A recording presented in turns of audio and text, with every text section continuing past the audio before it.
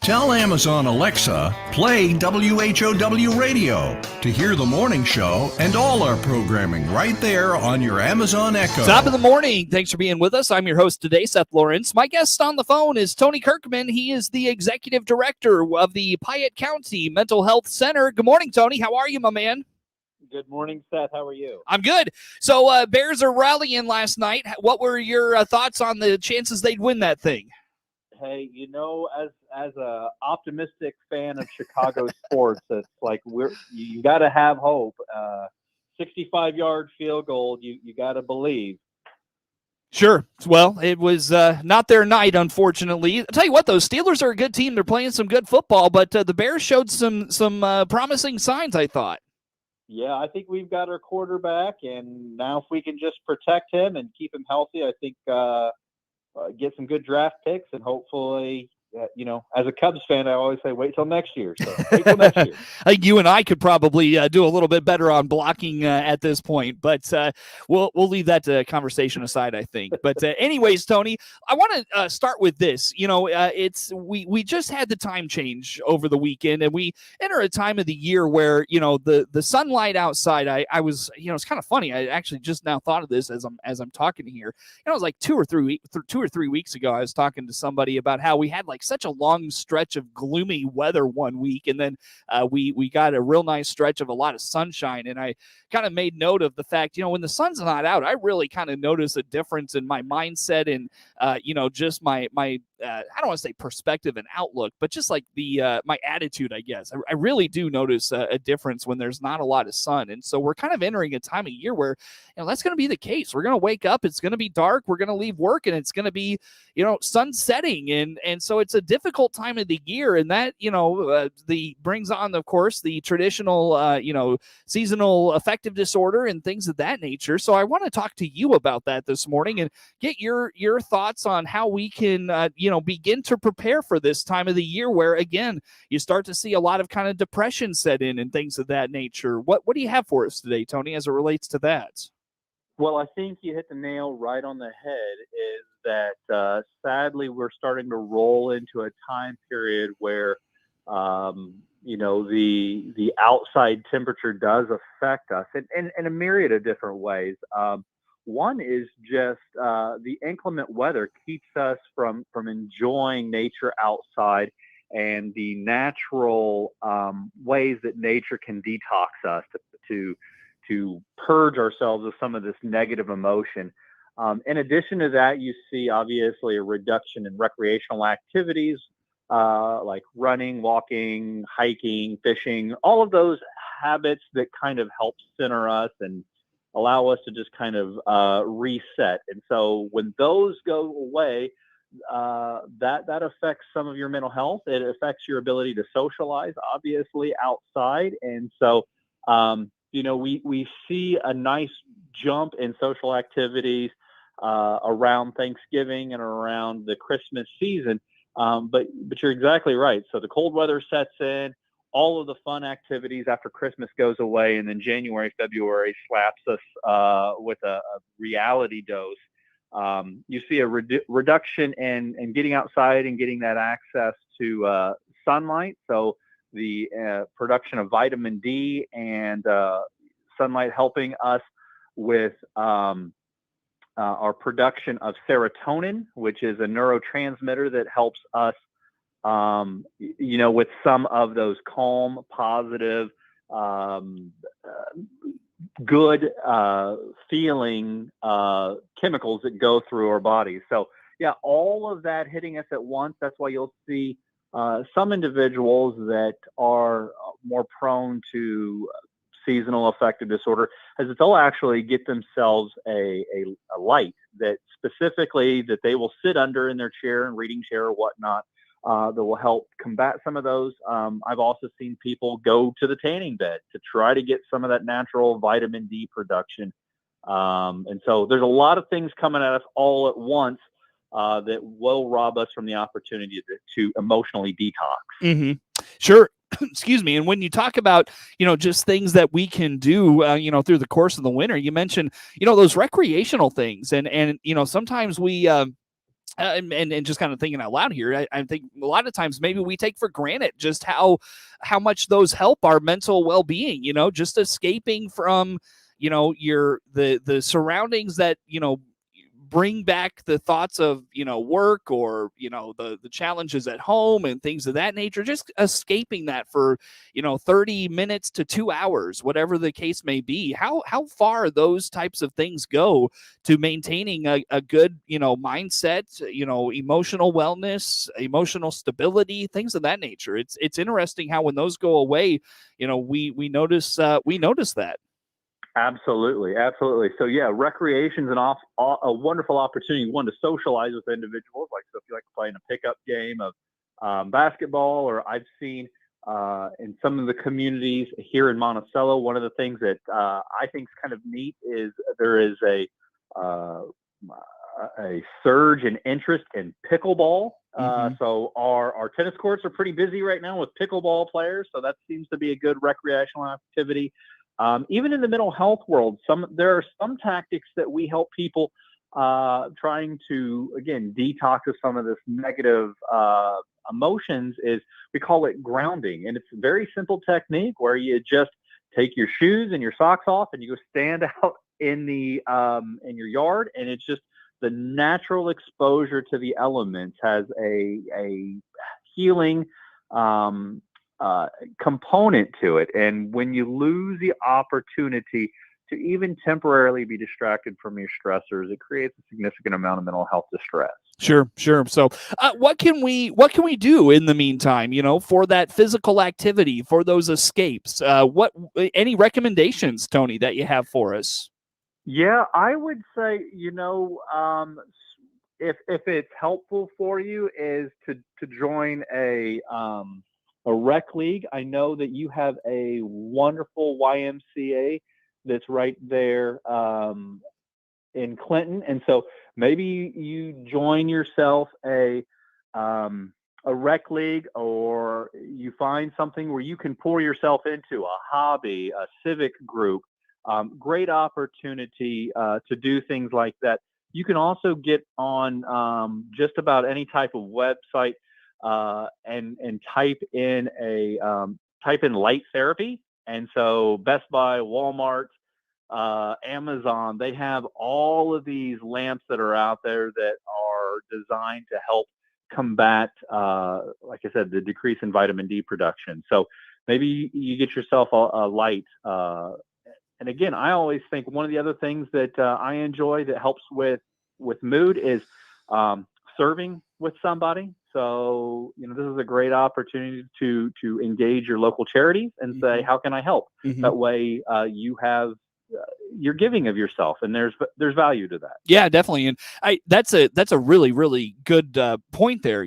This is the season of giving, and it's, oftentimes, excuse me, more than just, buying someone a present and presenting that to them. I mean, it's, obviously that's a large part of what Christmas and Thanksgiving and all those things are about. But I really liked your thought about the giving of your time that can be beneficial. That's and I'm not positive, but I thought there were studies, Tony, that indicated that was actually one way that you can kind of boost your emotional wellness. Yeah, I think you're exactly on target. I don't have access to those as well, but I do think that the act of giving is a substantial demonstration of one, understanding that we're tied to mankind. So I think it ties us relationally. But when we give to others, and I don't know about you, Seth, but for me, when I give to others, it is a very humble reminder of how incredibly blessed that I am to have the resources that I have. And the reality is that some people don't have access to that. So it's just not only a giving and a value standpoint, but it's also an opportunity for us to practice humility and thanksgiving ourselves. Sure, absolutely. Again, Tony Kirkman is the executive director of the Piatt County Mental Health Center, our guest on the phone. Any other thoughts, Tony, as it relates to just, finding ways to balance, find balance through the course of, again, coming up on this time where again, we don't have a lot of daylight and, things just kind of slow down, it feels like, especially in the winter, just kind of getting through this. Anything we missed that you want to put out there for us today? I would just quickly say is that depression is one of these disorders that will slowly take a little bit of you gradually. And it's kind of like a frog in a boiling pot of water. You don't realize it's too late until you're already succumbed. So depression normally pulls at us at a couple things. It tells us to reduce activity, to go inside, to socially isolate, all the wrong things that you need to do to take care of yourself. So what I would say is have a good accountability partner and give them permission to speak into your lives of saying, I've noticed a change in your behavior. Let's go out. Let's grab a cup of coffee. Because if you allow your natural tendencies to pull at you through depression, you're going to find yourself in a very dark place, individualized, and that's not anything that's healthy for anybody. Gotcha. Tony, how do folks get a hold of you or your staff there at the Piatt County Mental Health Center? Yes, we would love to talk with you. 217-762-5371, or check us out online at PiattMHC.org. Tony Kirkman is the executive director of the Piatt County Mental Health Center, my guest on the phone. We've got a lot more with him on the way on the WHOW Morning Show.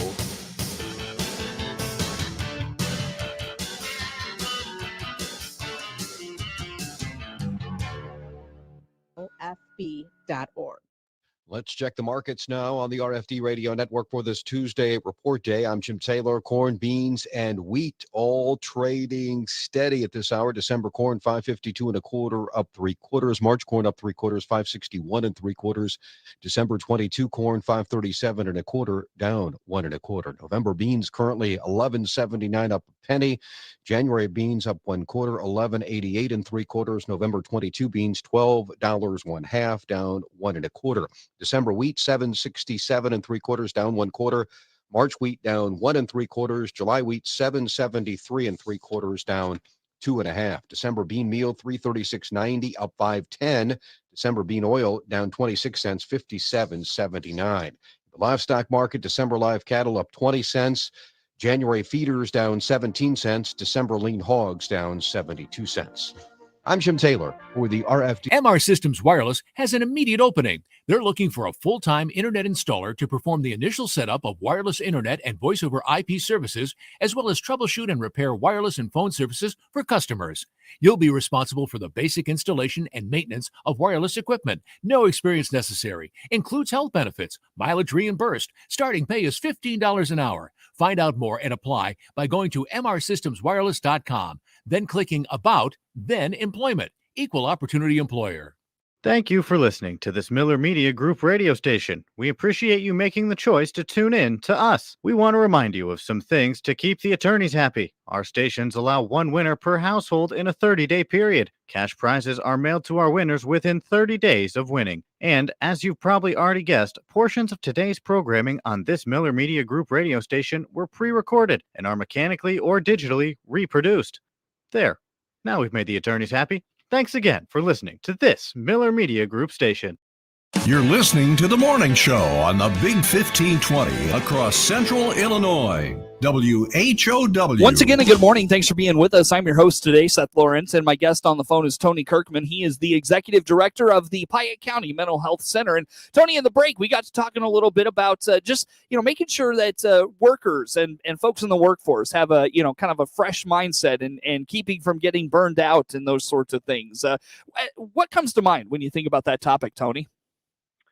Well, in the helping field, it's really easy for our staff to develop what you know as compassion fatigue or burnout. And specifically what we're seeing due to the COVID epidemic is that you're seeing a mass exodus of healthcare professionals for a myriad of reasons. Some of them, again, obviously not fans of vaccination mandates, but a lot of them are just simply tapped out. And what we're trying to do here at the Mental Health Center is obviously we realize that we cannot promote healthy lifestyles unless we're modeling it ourselves. And so we try to, we're looking at ways at the management level to try to identify reasons for burnout and hopefully to try to create environments that people not only can live in, but they can thrive in. And so as we mentioned over the break, I'm reading some material, particularly this one book that's written by an author by the name of Jennifer Moss. And her book recently was released and by the Harvard Business Review Press, and it's called The Burnout Epidemic: The Rise of Chronic Stress and How We Can Fix It. And I would say probably that's the best line, is chronic stress is what our staff are being exposed to. Tony, as we were kind of talking off the air, one question I wanted to pose to you. The older generation, the generation that they worked 40, 50 hours, a lot of people built their own businesses, doing 60, 70, 80 hour work weeks and on up. They look at this generation and they say, they're just, it's a soft generation. They can't handle the adversity of working a little extra and the stress of the stress that comes with that and those sorts of things. How about that from a mental health standpoint? And when you hear those things, what comes to mind? Yeah, I agree. I was raised by my grandfather, and I think that he had some of those,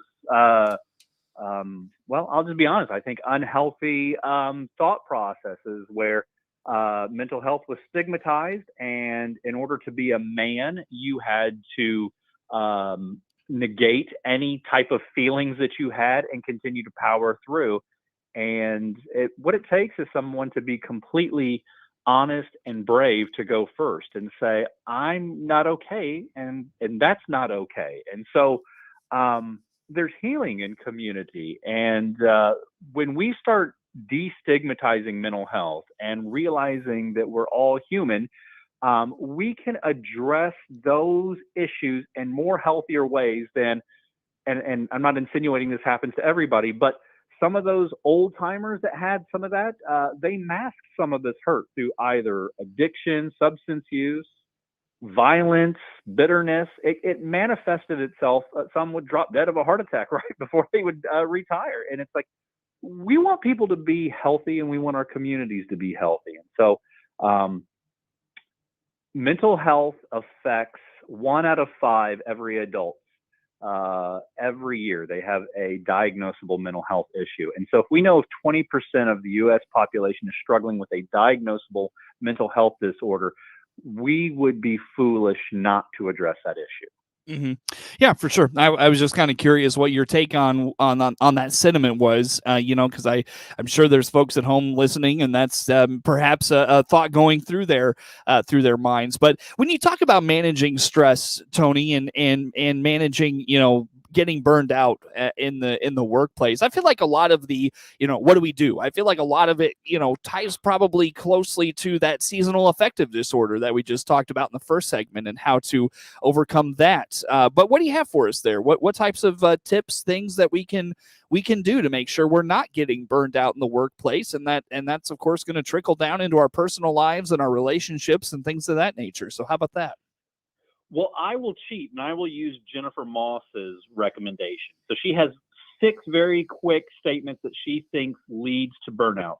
The first one is workload, and it's basically working too many hours and being responsible for too much. And so as a manager, we need to be looking at our staff's workload and saying, what is a manageable caseload for them to handle? The second one is a perceived lack of control. And so we need to help our workers by serving more as a coach than as a supervisor. And so helping our staff feel like they have some autonomy in their roles.